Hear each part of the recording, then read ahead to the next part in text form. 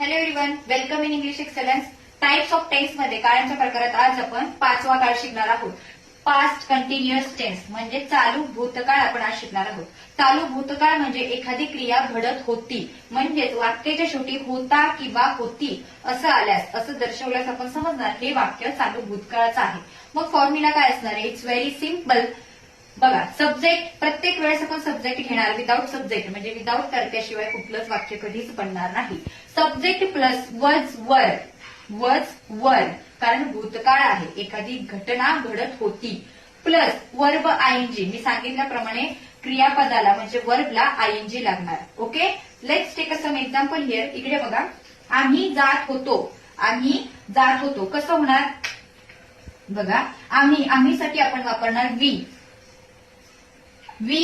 We साठी आपण वापरणार वर. वी साठी आपण वापरणार वर. वर. आता गो म्हणजे जाणे म्हणजे गो साठी आपण काय करणार? आयएनजी लावणार. गोला आयएनजी लावणार. वी वर गोईंग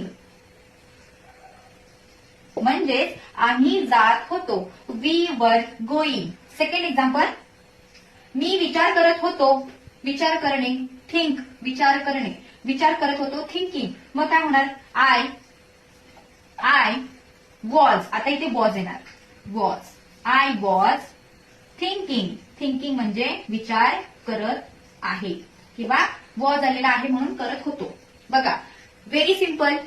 आपण वॉज केव्हा वापरणार आणि वर कधी वापरणार? बघा, जेव्हा आय, ही, शी, राणी म्हणजे एखाद्या पर्टिक्युलर व्यक्तीचं नाव असू शकतं, राणी, राधा, त्यानंतर इट, हे जेव्हा वाक्यात प्रोनाऊन्स येतात तेव्हा तुम्ही कंपल्सरी वज वापरायचा आहे.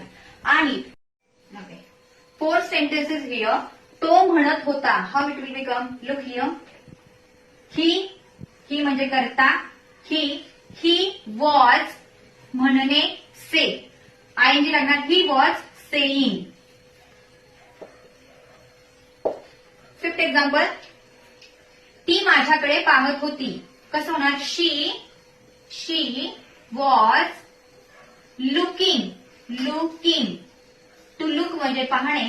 क्रियापदाला आयएनजी लागल्यास लुकिंग. शी वॉज लुकिंग माझ्याकडे. इट मीन्स ऍट मी.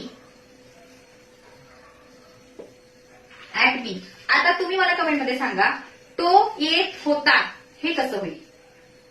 ही, शी, राणी म्हणजे एखाद्या पर्टिक्युलर व्यक्तीचं नाव असू शकतं, राणी, राधा, त्यानंतर इट, हे जेव्हा वाक्यास प्रोनाऊन्स येतात तेव्हा तुम्ही कंपल्सरी वज वापरायचा आहे. आणि यू, वी, त्यानंतर पुन्हा यू आणि दे आल्यास आपण वाक्यामध्ये वर वापरणार आहोत. ओके.